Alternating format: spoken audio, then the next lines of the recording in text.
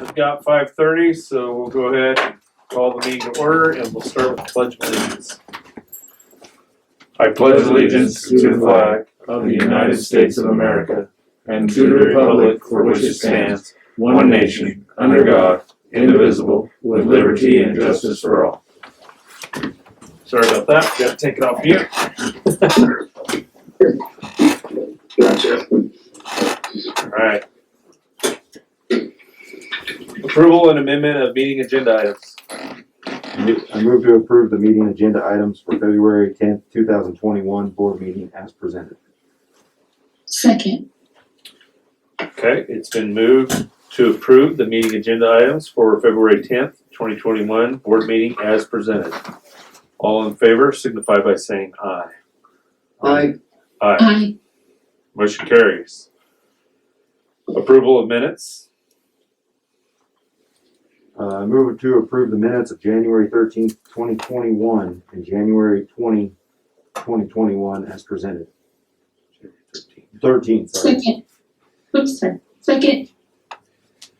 Okay, it's been moved and seconded to approve the minutes of January 13th, 2021 and January 20, 2021 as presented. All in favor signify by saying aye.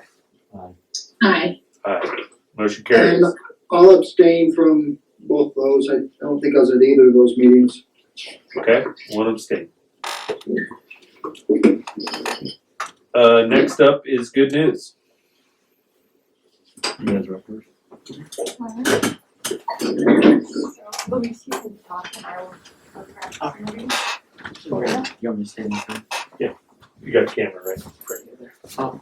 So last month we had Chair Appreciation Week, and we thought since we missed it because of everything going on, we thought we would bring gifts today to the board, to the chair, to appreciate everything that they've done. It's really nice to be back in school. Sorry that they're a little late. So this is for you, and since obviously some of the members are not present, we have a bunch of these that we will be getting in contact with you to give you guys, so. You guys mind saying your name? So, Yeah, of course. I am Samantha Hopper. I am Luis Villalobos. Can you guys like hold one up Yeah, and like of present it course. to Mr. Schulenberger? Then look towards the camera, hold on. One more. Two of our big leaders going to DC here and everything. Thank you. Well, thank you. Alright, thank you guys. Thank you. And what's your last name? Villalobos. Wow, That's pretty nice. we'll do okay with that, Scott. That'll be good.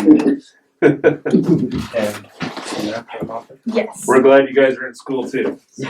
Thank you. PPER. Thank you. Okay, other good news. Well, we got a couple good news. I have one thing, of course, but I'm gonna let Mr. Rose get on that one because that's gonna be his baby. So I won't steal that from him.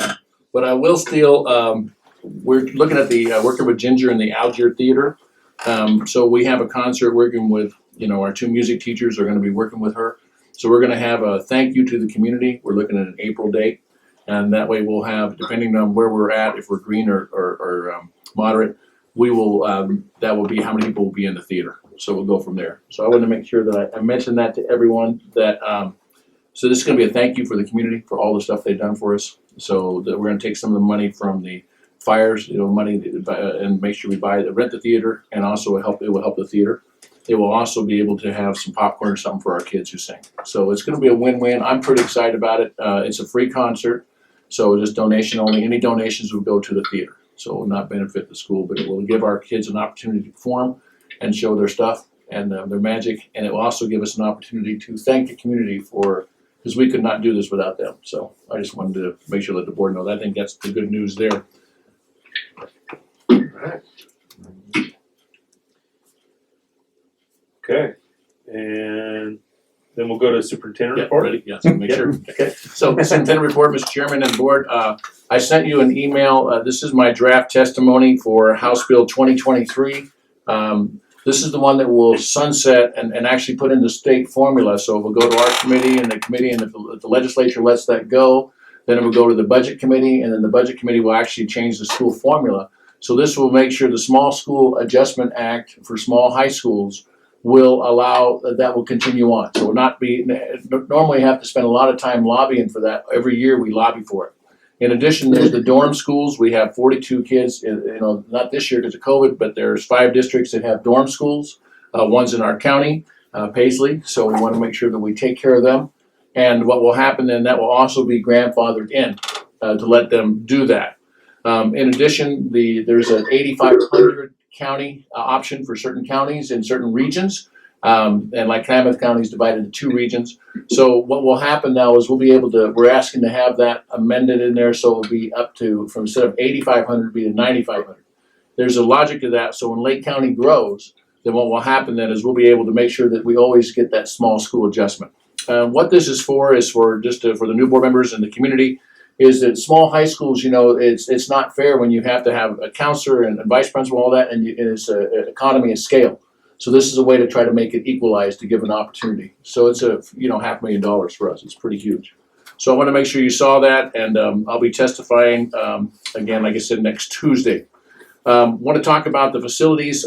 We still don't have our facility policy yet. We're going to put that on next month. Because we're still trying to develop it. As we're writing, we're finding things. We're finding things that we try to make it more user-friendly. So right now, the facilities, following the board's lead, is pretty much straightforward. Letting anyone we can use it as much as we can, as long as they follow all the protocols and procedures for COVID. And we making sure we have everything disinfected and taken care of. And I appreciate our administrative team, especially Mr. Rose. He's been scheduling that for everybody as we go through. A couple other things I'm really pleased about. It's really fun to walk to the classroom and see our kids engaged. So a compliment to the principals and to the staff. So it's just been great to listen to that and see it happening firsthand. And a lot of places are not having that. So we got to really count our blessings and not take it for granted. So we will be really pushing the kids to make sure they put their mask on and make sure that they follow the rules, because it's easy to get into COVID fatigue, as I call it, and get back into what we can to make sure we keep everything in place. So, Mr. Chairman, that's what I had. I did have Channel 12. We had a long interview last night, about an hour. They're doing an expose, a written story, and also some other stories. They're looking at our scores and our student assessment, comparing us to Medford, Grants Pass, and Klamath Falls. And what we're trying to point out is that we can't compare to our colleagues, because right now our students are able to come in person and we're seeing people catch up. That's also a big tribute. I mentioned that small classes were a huge thing that are helping our teachers get some of that remediation pieces when our students missed about 5 months of contact with their teachers. So I sent you all the talking points. That was just talking points. I didn't cover all those, but I wanted to make sure the board saw them and make sure that that you guys are informed in case they call you, that we know some of the things. One mistake I made on there was I pointed out lockers. In the beginning, we had that in the plan, but some of our kids still are able to use their lockers and still keep the social distancing. Any questions, Mr. Chairman or board? No questions. Thank you all. Thank you. Okay, public comment. We didn't have any, Mr. Chairman. Reports. We have Janet up with the audit presentation.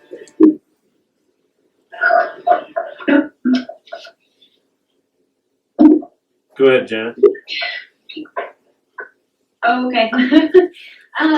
So we finished our audit, obviously by December 31st, and we did not get an opportunity last year to put on an audit report to the board, and so I wanted to make sure that we made that happen this year. And so I believe that Mr. Steve is on and is prepared to give us that report. I am here. Can you all hear me? Yes. Awesome.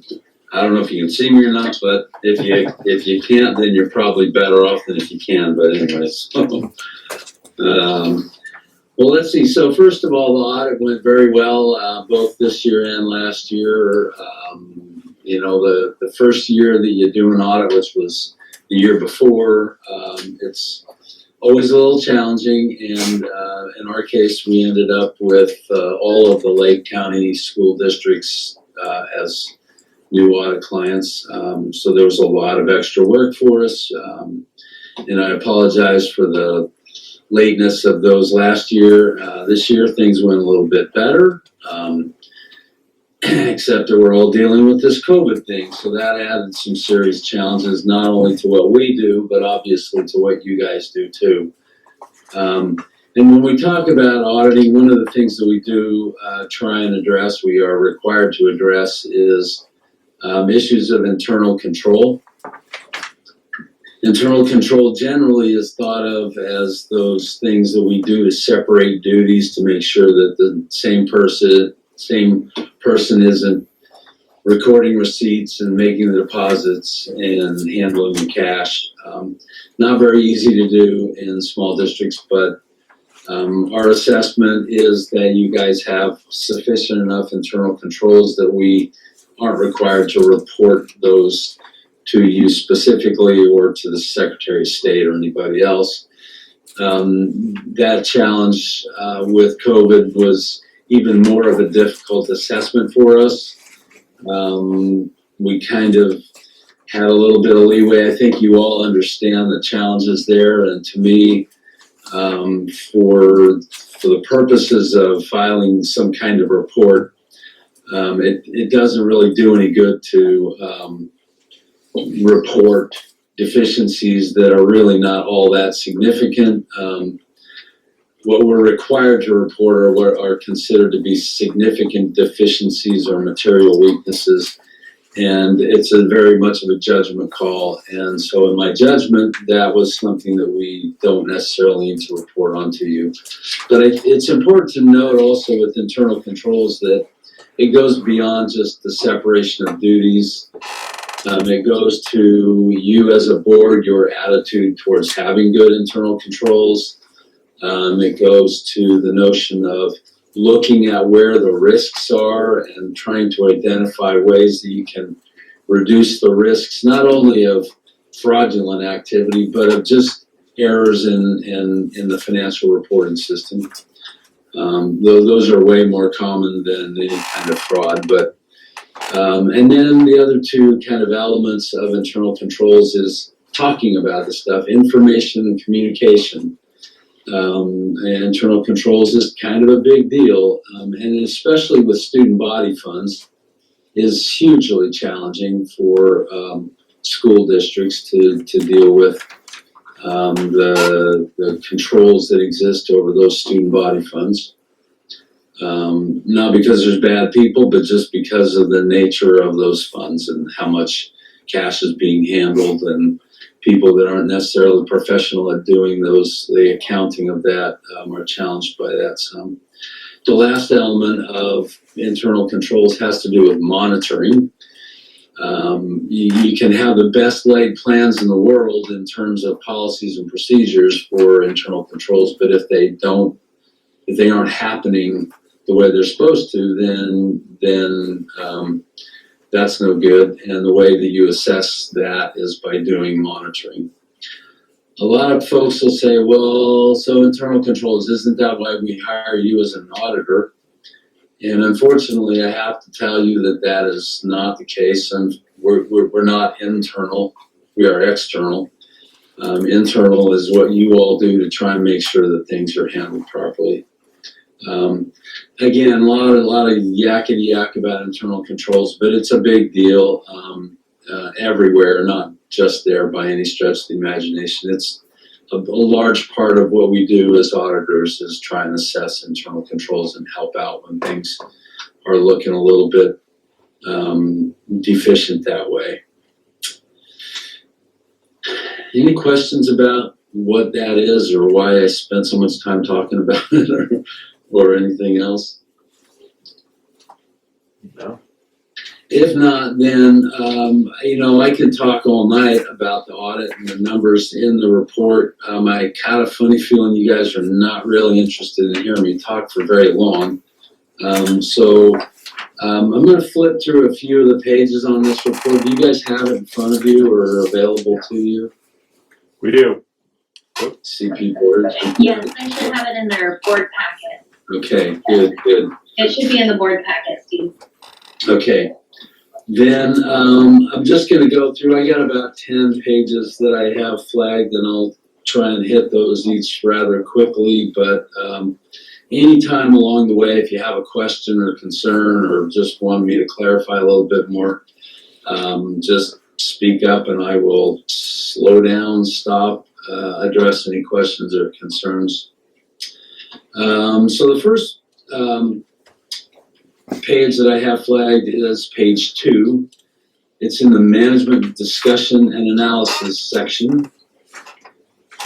And just kind of want to point out what that is. This management discussion and analysis is a very high-level overview of the financial goings-on of the district, a summary.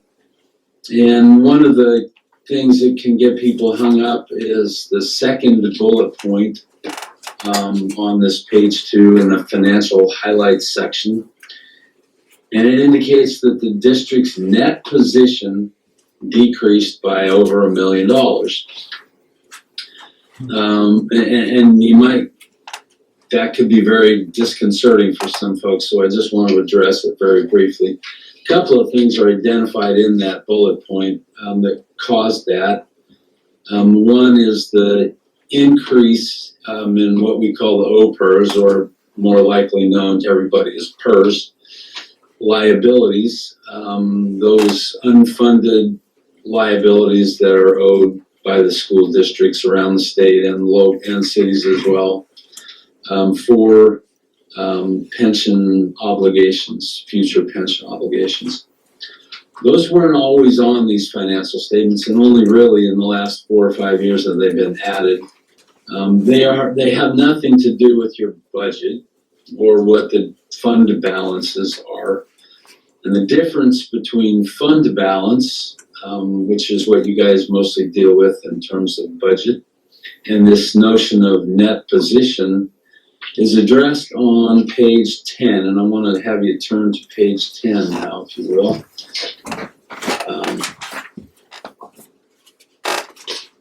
This is a statement of net position, and it is the first of 2 statements that we identify as government-wide statements.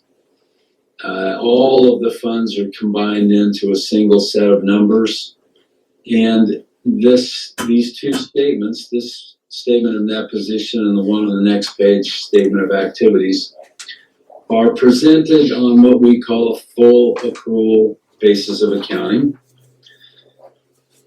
Mostly what that means is that you'll see at the bottom of the asset section, or the last third of the asset section, capital assets, all of the buildings and equipment and everything else. Net of accumulated depreciation, the total for those assets is $7 million. Then you'll see these things called deferred outflows and deferred inflows. Those are mostly have to do with PERS. I'm not even going to try and explain what those are, because I'm sure I don't really know exactly what they are. They are a required part of the financial statements. We get those numbers from PERS. And those aren't part of your budgetary information either.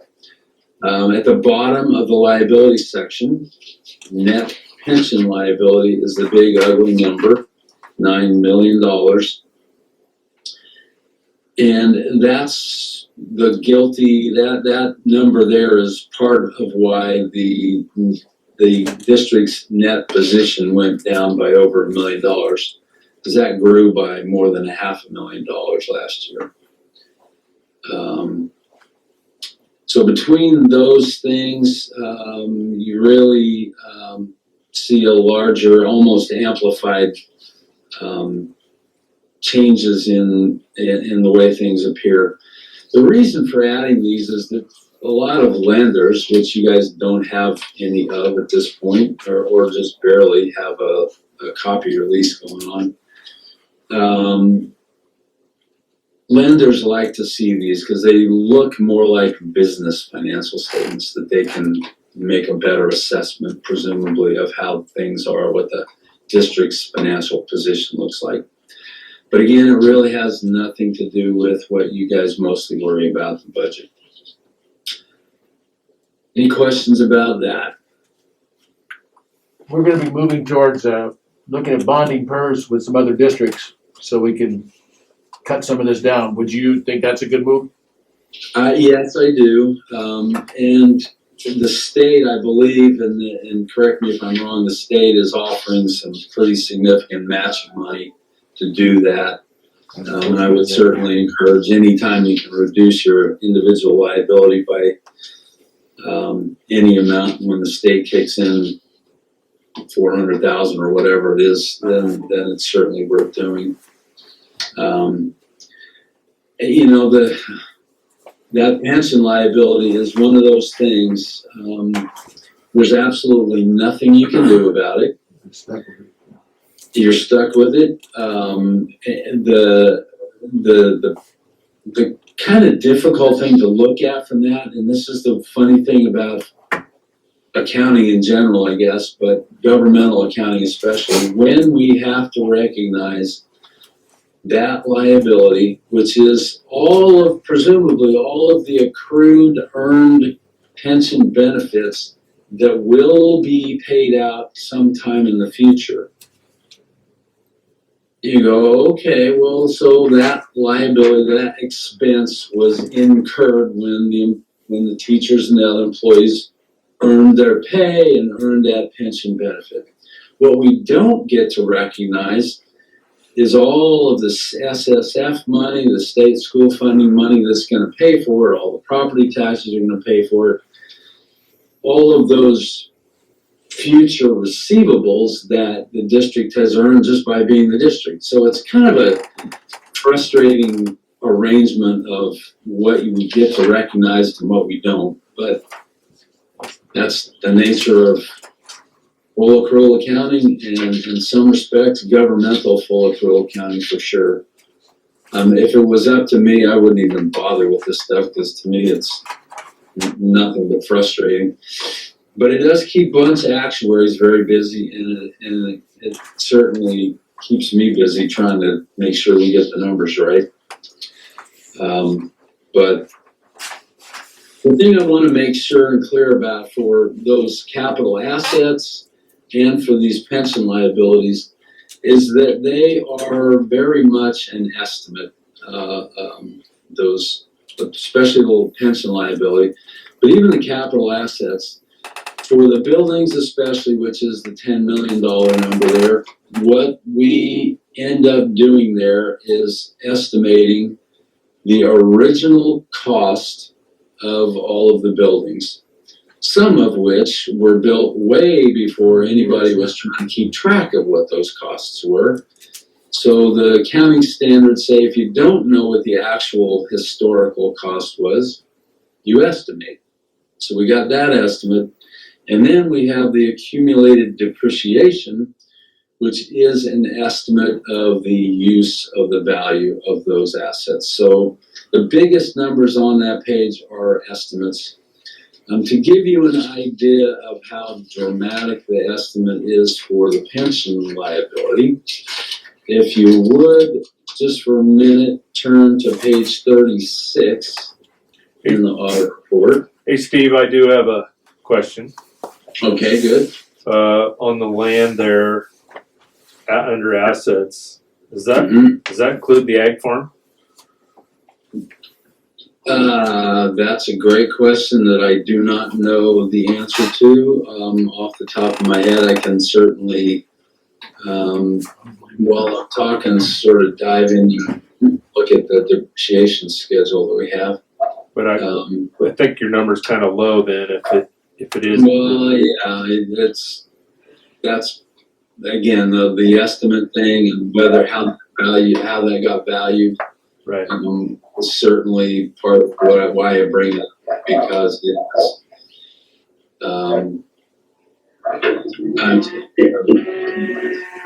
seemingly ridiculous number. That may not include the ag farm, Barry, and the reason why I say that is because of the kind of the gift, I guess, if you will, from the town, or in that capacity. So I'll bet you it's not. Yeah, it may not be. I'm waiting for my computer to pop up the file there and see if I can figure out what that was, but I have a sneaking suspicion that was land that was either acquired or donated years and years ago. Okay. But it has a value that would be, Yeah, and again, the challenge with all of this is, because some of the buildings have been around for a very long time. So the ag land, 160 acres, right? Donated or acquired back in 1976, has a $0 value next to it. That we have 2.82 acres that was acquired in 1899. It has $1.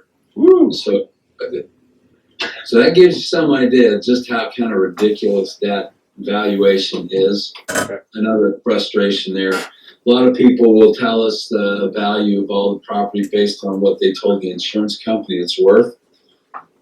I would love to be able to put that there because to me that has a lot more meaning than this historical cost business. But the wizards back in New York that make these rules don't think that way for some reason. So it's called conservatism. And in terms of financial reporting, one of the two elements of financial reporting is to report conservatively and to be consistent about it. Those two C's are critical in the world of geeky accounting that we do. okay, Anyways, page 36, if that answers your question enough, anyway, I'm sorry for the yes, sir, thank you. bro, but and we could have modified that. One of the things that we probably should do, and we don't spend enough time doing, is really looking back to when that was donated back in 1976 and what was the fair market value of that property in 1976. And instead of leaving it at zero, add what it should have, could have been for making the historical cost. And which also, just to be clear, if it was donated, then we're supposed to put the donated value, the value of the donated property. Back in 1976, it might not have been a lot, 160 acres, but far more than zero for sure.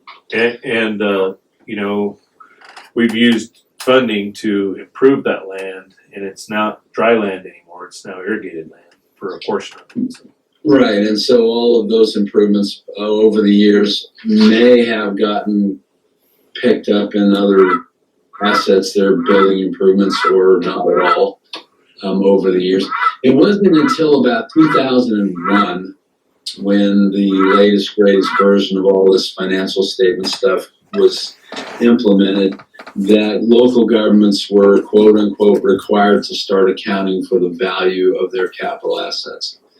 Before that, it was very much like your budget. You spent money on a capital item, it's a budgetary expenditure, not an acquisition of an asset. So everything just always got expensed out.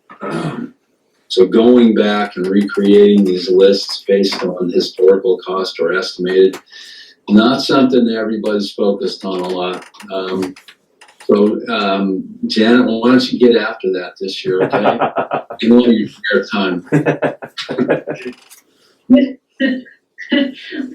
Let me get right on that. You're welcome, Janet.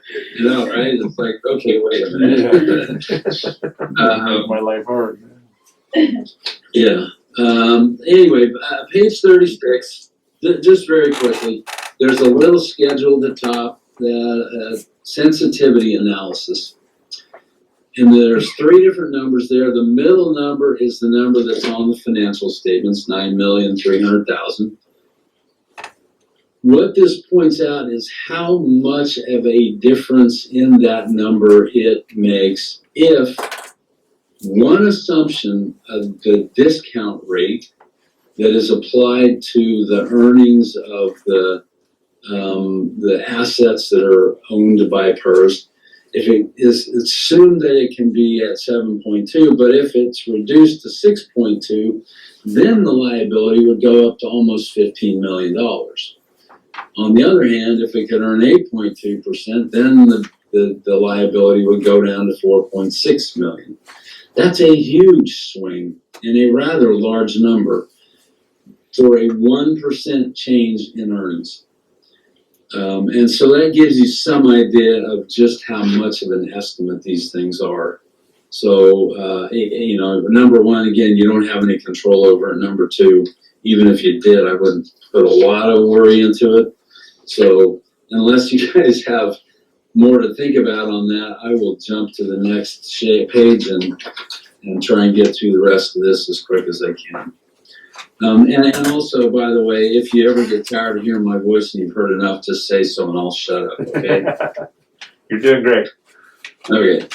On the next page, 11, back to 10 and 11, I just wanted to point out that you guys, the interest on long-term debt, which is the bottom number in that set of numbers at the top, $2,400, which is the calculated interest on the lease payment that you have. It's not even really a loan, but it is a lease, and we're treating it as a capital lease. So there's some imputed interest in that. But I gotta tell you, of a district, any government the size of Lake County School District number 7, to only have $2,000 in interest is amazing. Most governments have 1,000 times that much or 100 times that much in interest, at least. So you guys have over the years done a great job of managing to stay out of debt, and that allows for a whole lot more money to be spent on teaching. To me, that's fantastic. So congratulations, that's mostly why I wanted to point that out. And if you do go into debt with this bond, it will ultimately save the district some money in terms of the PERS cost. So don't let that attaboy slow you down from going into debt a little bit to ultimately save more money. Any questions about that at all? No. Okay, page 14, which seems like it should only be 3 pages away, but it's about 6 because all the heading pages and everything in there. Couple of things I wanted to point out here. Number one, towards the bottom, net change in fund balance. The general fund went down about 340,000, which is a fairly substantial percentage of the ending fund balance. Now we're on fund balance. This is more about your cash. It does include some receivables and the like, but mostly cash basis. The lion's share of that, if you look up a couple of numbers from that, the reason for that is because of the amount of the transfers out of the general fund into a variety of the other funds that you have. And we'll look at what all those transfers were in just a second. They're all part of your budget, so it's a nice presentation back in the notes. Any questions about this statement at all? This is budgetary basis, more or less.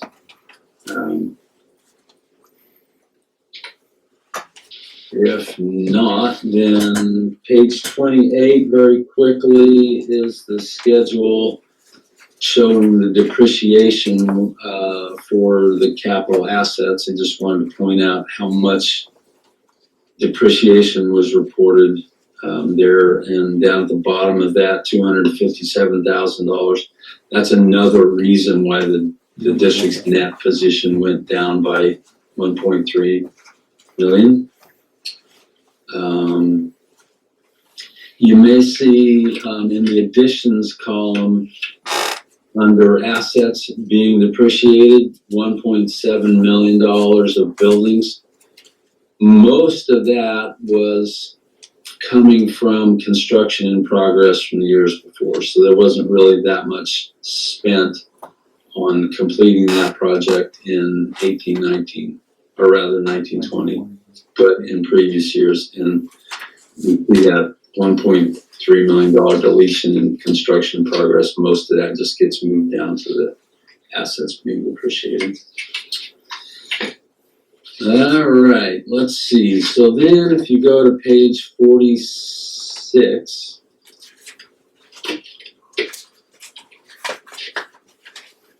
and this gets into a little bit more of how you guys are managing your funds.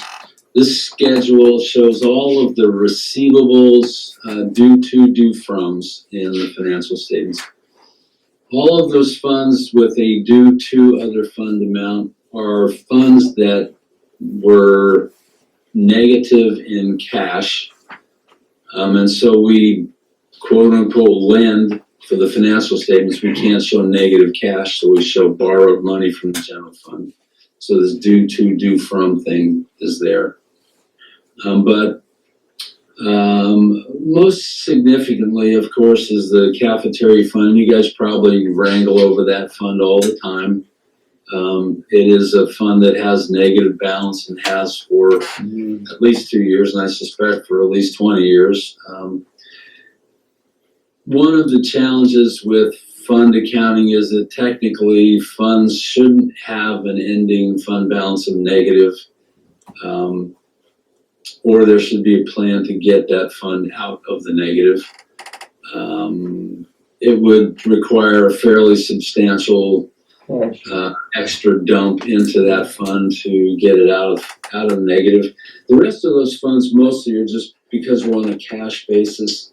There was a receivable, a grant reimbursement request that hadn't been received by the end of the year. At least the bigger ones there, the IDEA and Title I fund.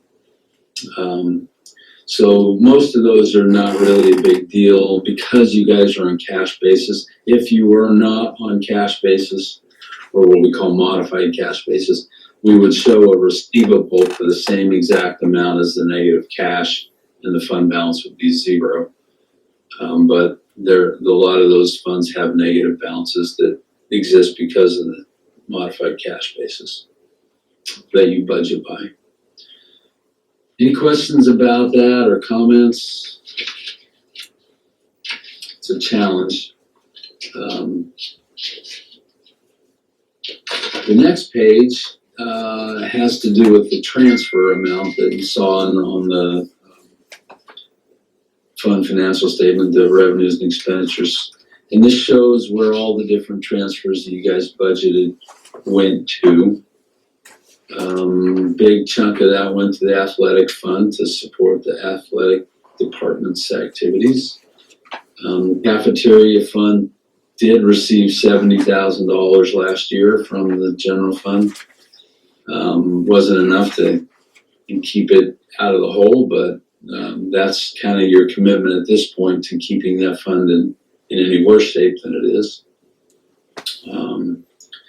A lot of other transfers for a variety of different things, including programs that were grant funded mostly, but you guys chose to do transfers in to identify what the total cost of those programs were.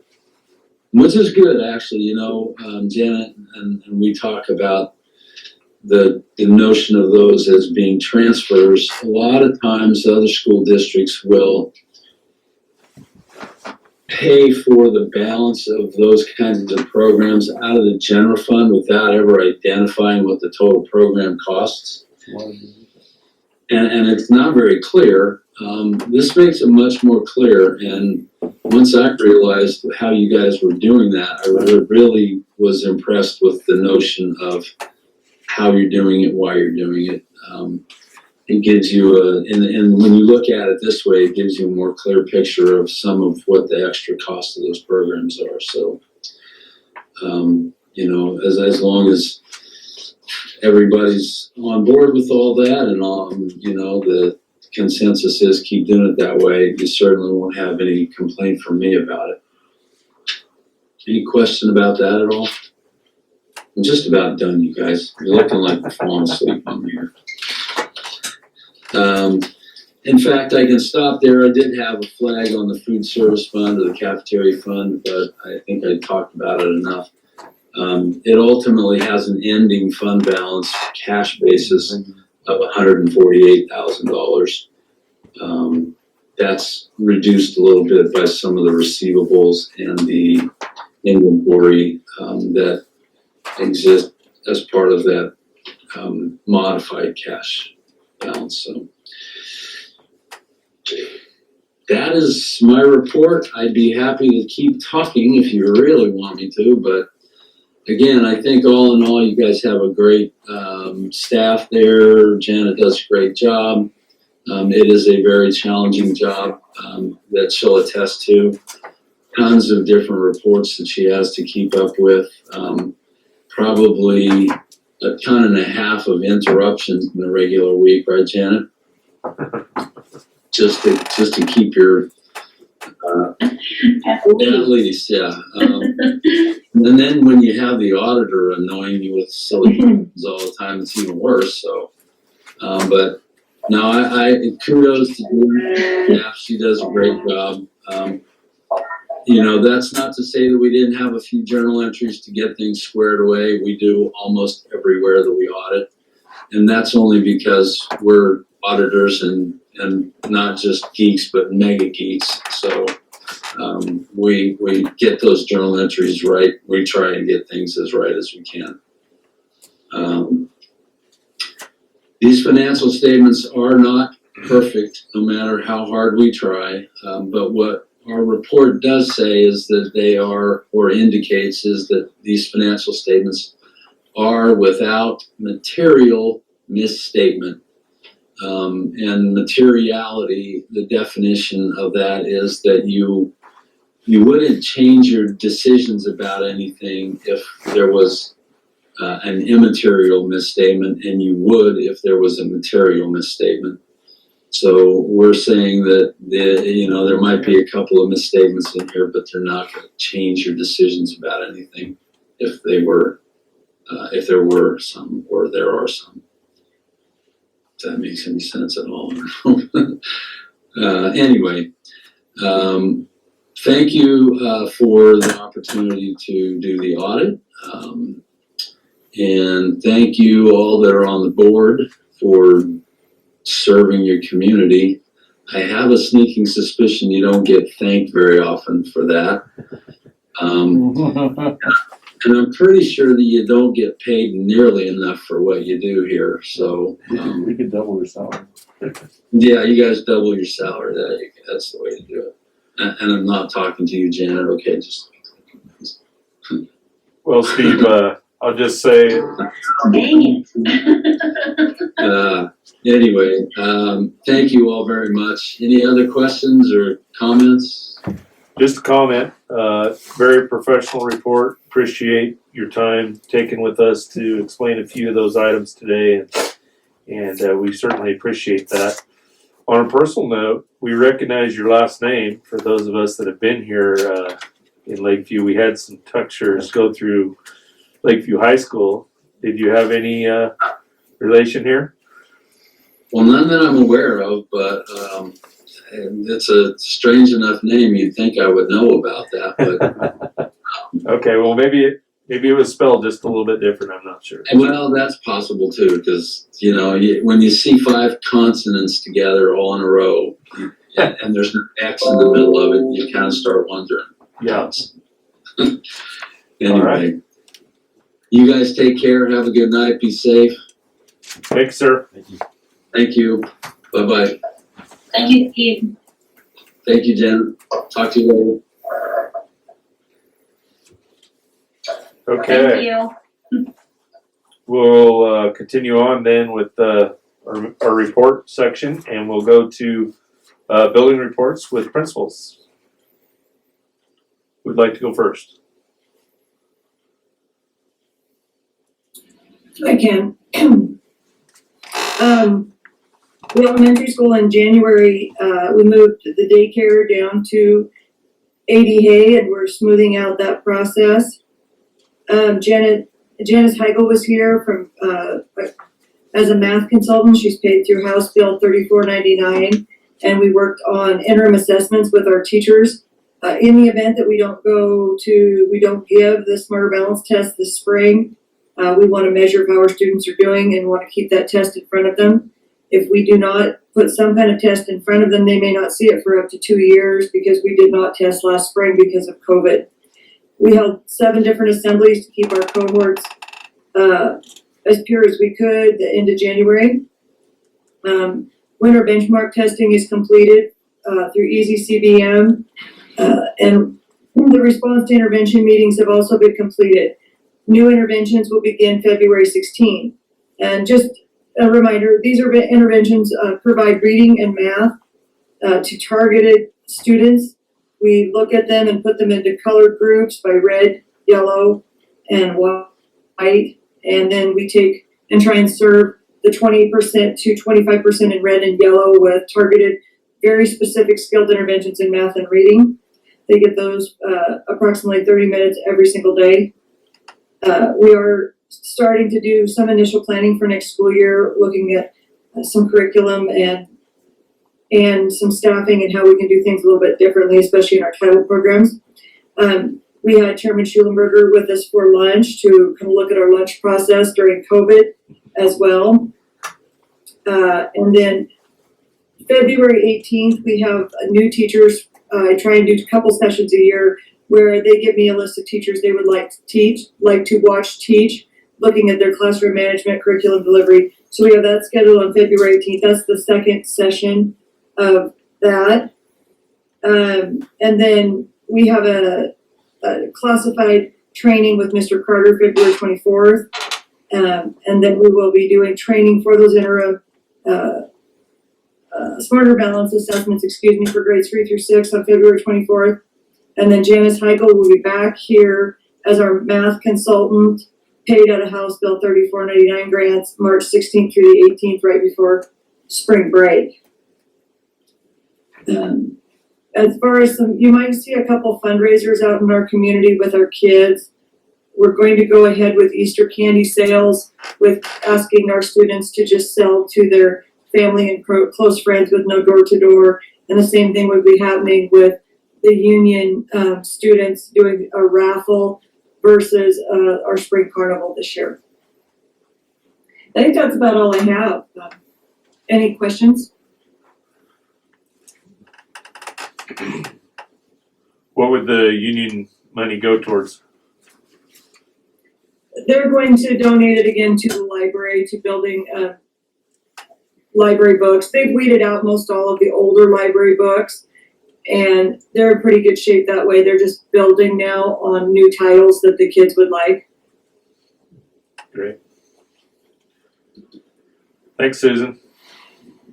Sure. All right. Mr. Stratton or Mr. Rose? Chad there, can you hear me? Yep, go ahead. Awesome, so we, just update today, we had our staff development today on the early release Wednesday, and I had 3 teachers put on a presentation on the computer program Nearpod, which is a curriculum support interactive program, and got a lot of good feedback, and I think it's best to have our own people train the staff. So we did that today. We're also looking at our tardy policy, putting a little more teeth to it. For some reason, kids aren't getting to class on time. They don't really care about it. So we're gonna work on our tardy policy. So you may hear some grumblings because it's pretty strict, but the staff feedback helped me put together, and we'll implement that next week. Fall finals. So we had fall semester finals, and right in the middle of fall finals, I had to quarantine about 18 students due to COVID positive and COVID tracing.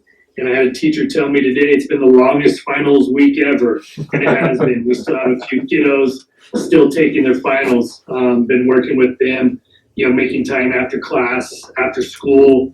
We've been proctoring a lot in the counseling office and in my office for students to take them after school. So that's where we're at with those. All of our incompletes should be done here, hopefully by the end of this week, and we'll get our report cards all mailed out.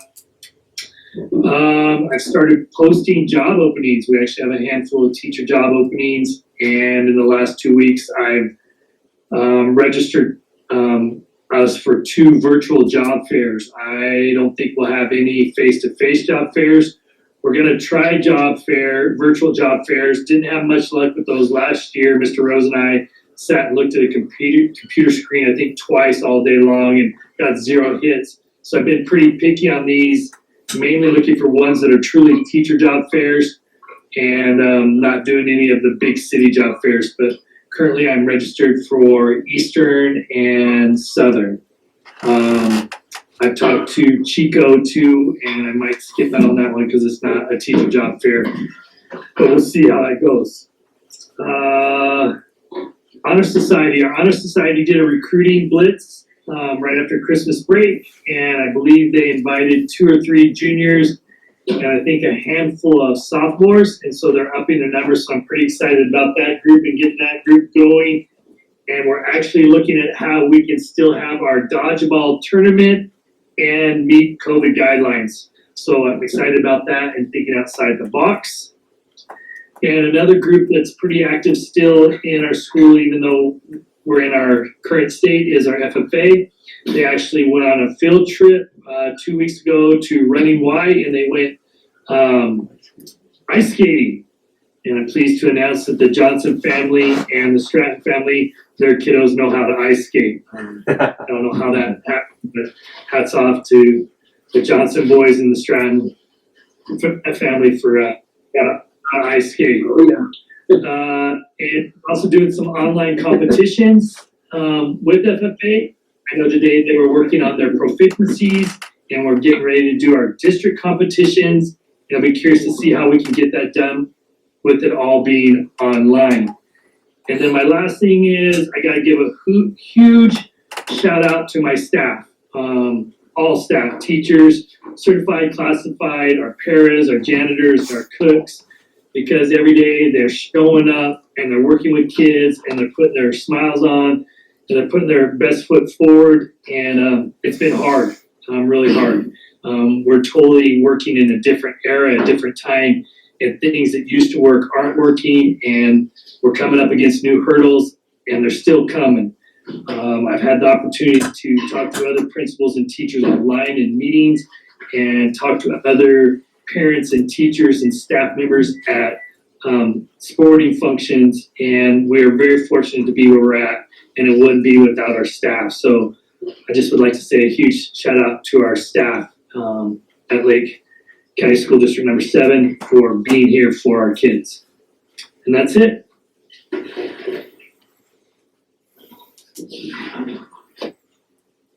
Thank you, Mr. Stratton. Any questions? Lane, I did see an article in the Klamath paper, I think today's paper, stating that KCC got some grant money to grow their own teachers, or to get teachers. Grow your own. Yeah, grow your own. I'm not aware that we've ever had a teacher come from KCC or that they've had the program before, but that may be an opportunity. I was curious about how KCC is going to propose that education program, because it has to be a 4-year degree. But I'm excited about that. There's also a college up north, Pacific, that we've been working with through the ESDs, and they're put together a grow your own program where our staff can be part of it. So working on both of those, but I am excited to see if maybe we can use that KCC route also. Yeah, they got, I believe that the letter said 92 grand. Yeah. All right. Any other comments or questions for Mr. Stratton? All right, Lakeview Academy Principal, Vice Principal, AD report. Hi there. Second semester for the Academy is off to a real good start. For those kiddos that returned to the online platform, they just hit the ground running. Miss Farr, Sam Farr, is just doing a fantastic job of communicating with families and students and managing the learning center. Of the 61 that are in the instructional services platform and the 11 that are in the concurrent licenses, all under the Lakeview Academy umbrella, at least 11 of them have already been in person at their learning center, most of those multiple times. Minutes per week has been pretty steady. Again, a better start than it was first semester. And as most of these kiddos manage the platform well, know how to log in, know whatever obstacles they're going to encounter, and are doing a good job. We did add another program called Path Blazer, and this is a remediation and instructional support program.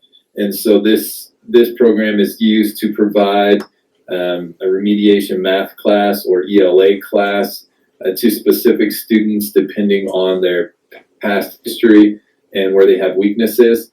And so Sam Farr has been working not only with students with IEPs, but other students as well. So a large group of students to really help build their background knowledge and increase that learning curve with this additional remediation program. In the high school, we've had, Lane did a good job there explaining about everything that's been going on. Just recently though, with some of the ice on the ground, we've had some slips and falls, and one of them was a Chromebook that slipped and fell with a student. And so, and we're battling those a little bit as we've had, which is typical, right? The odds are students carry around Chromebooks all the time that something's gonna happen. So just recently we've had a couple incidences of those. And we're managing those and getting those repaired and finding other computers to provide to those students to continue their learning with in their classes. In athletics, you'll see in that agenda already that we've hired a new head volleyball coach. And both of the coaches resigned for different reasons. But our new coach, many of you know already, and I know Barry's pretty excited to have her. She's currently coaching one of our club teams, and we're very excited to have her. And Mr. Carter earlier referenced a release by Governor Brown today, and she came out with a little about 2.5-page statement there, and essentially outdoor full contact sports will now be permitted for the low and moderate risk counties as is. And that means that football would be permitted for those counties in low and moderate risk. Just go on out there and get up and running. For those that are high and extreme risk, they must opt in and comply with some additional protocols. One of those being they must offer on-site responsive testing, for example. And so there are some other requirements being at that level, and again, those change every 2 weeks. You all know already that this Friday we moved to the moderate level, so that won't affect our ability to participate in the outdoor contact sports like football. We're still moving forward with our fall sports in cross country, soccer, and volleyball. It will be a challenging season for sure. Number one, because fall sports crosses over spring break. Who would have thought? But number two, we have many opponents, most of them in fact, that are coming from extreme risk counties at this time. Klamath will be moving down to high this Friday.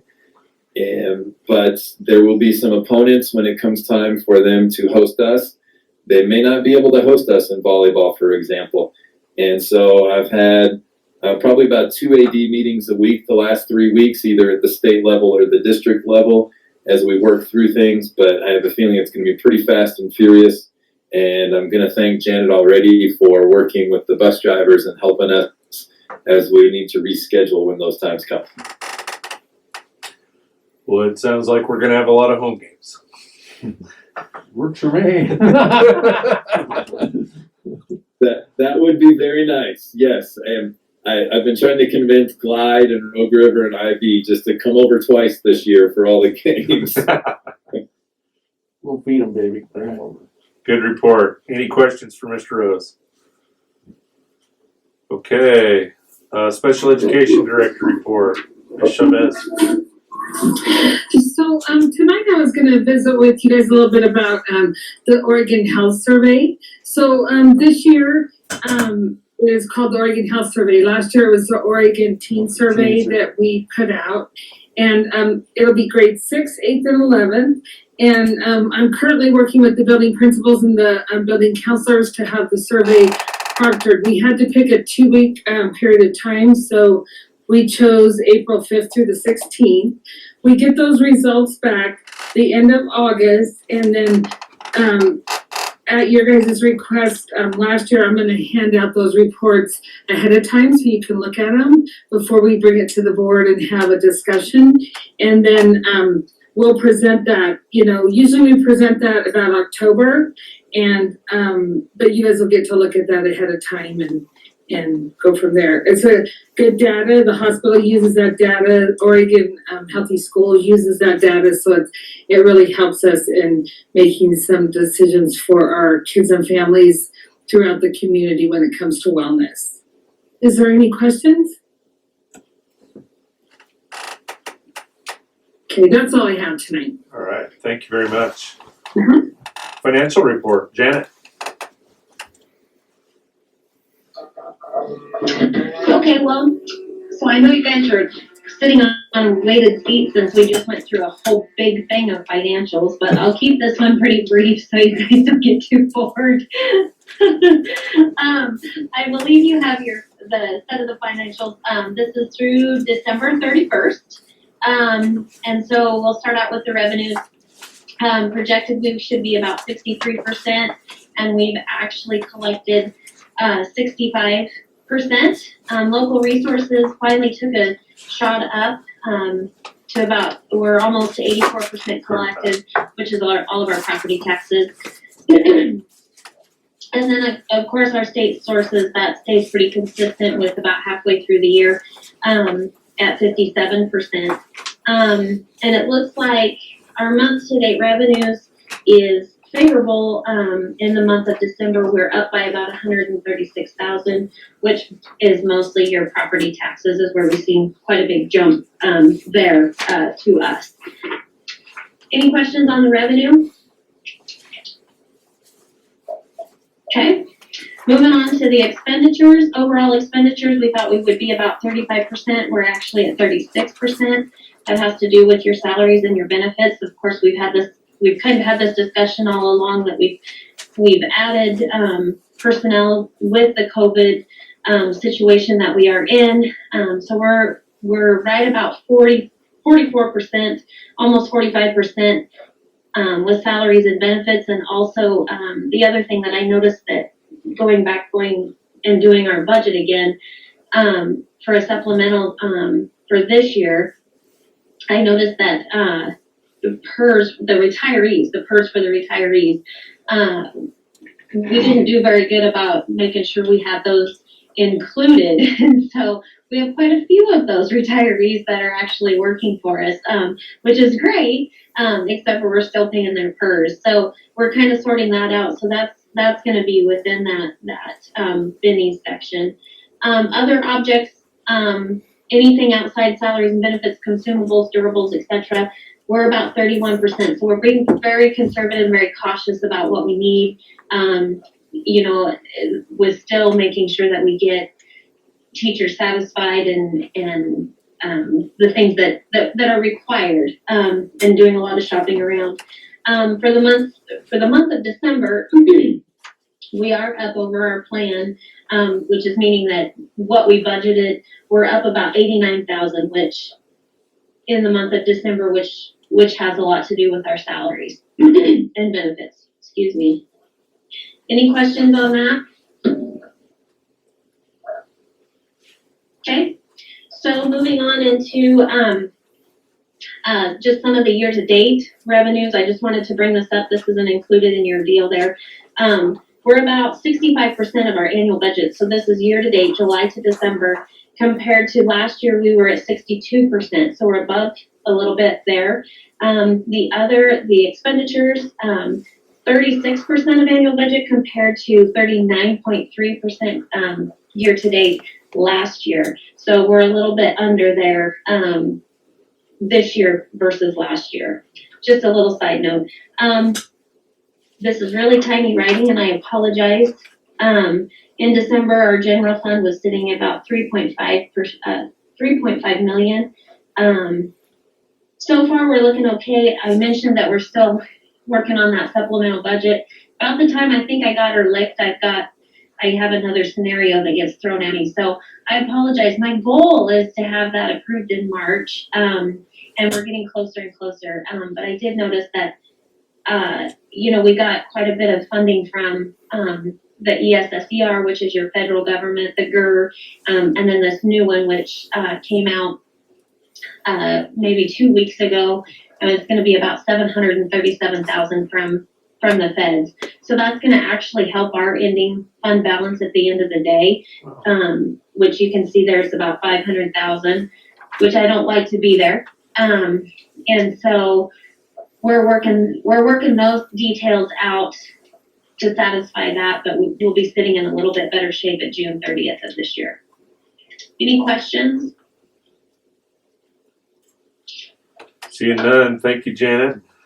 Do you have anything, Scott? Okay. Yeah, no problem. Thank you. All right. Okay. Old business. New business. Purchase of town of Lakeview.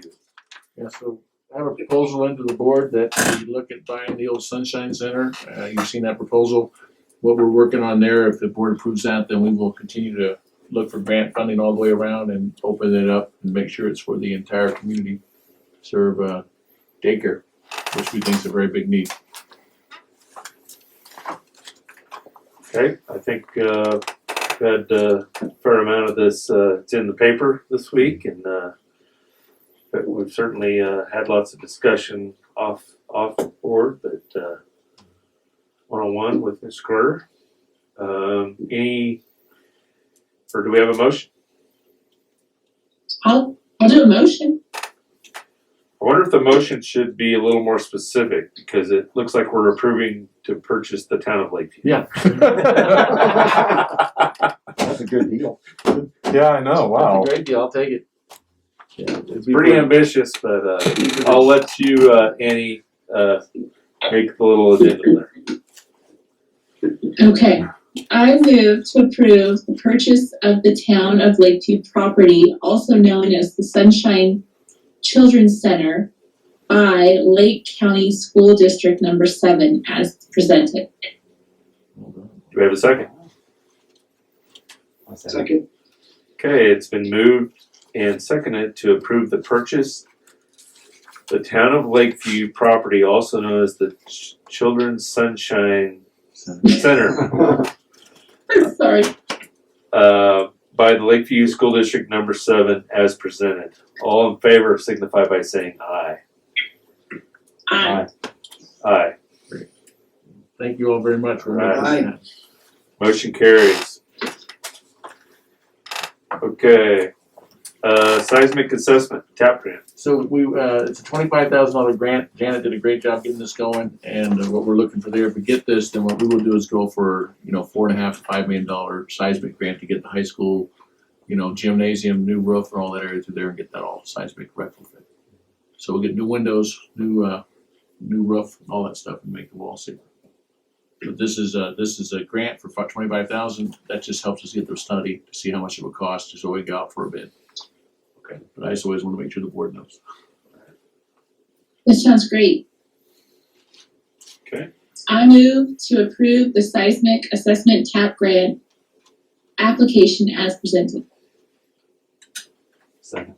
It's been moved and seconded to approve the seismic assessment TAP grant as presented. Any discussion? Hearing none, we'll proceed to vote. All in favor signify by saying aye. Aye. Aye. Darwin voted Aye. aye. Okay, motion carries. Aye. Yep. Okay. Business manager compensation. Yeah, so I was looking at all the things we're trying to go through. We have a stack of things we're trying to get up to snuff. Janet does a great job for us. She's number, 6 out of 8, a little less than that. So this will bring her up a little higher. So bring it up to the little bit above the middle, and she deserves it with her experience. So I didn't want to tell the auditor that. He was, good thing we did this now because it sounds pretty good. I move to approve the business manager compensation as presented. I say, It's been moved and seconded to approve the business manager compensation as presented. Is there any discussion? Hearing none, we'll proceed to vote. All in favor signify by saying aye. Aye. Aye. And a thumbs up from Darwin. Aye. Okay, motion carries. Consent agenda. I move to approve the consent agenda as presented. Second. So moved and seconded to approve the consent agenda as presented. All in favor signify by saying aye. Aye. Aye. And a thumbs up. Motion carries. Aye. Okay. Announcements. So we just have that there's a survey company that's going to use us as a pilot, so we'll get all that survey work done for free.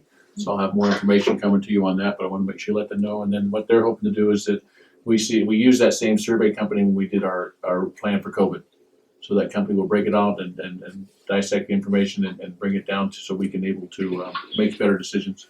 So that will be free to us, and then all they're asking is at the end, the board review if they feel it's useful information that we would say yes. Excellent. We like that price tag. Yeah. So does Janet. Okay. Any other announcements? No? No, sir. Next board meeting agenda items. The only thing I'd like to add is we'd like to have our draft policy for facility use. We got, okay. And final thing is adjournment. I move we adjourn the meeting.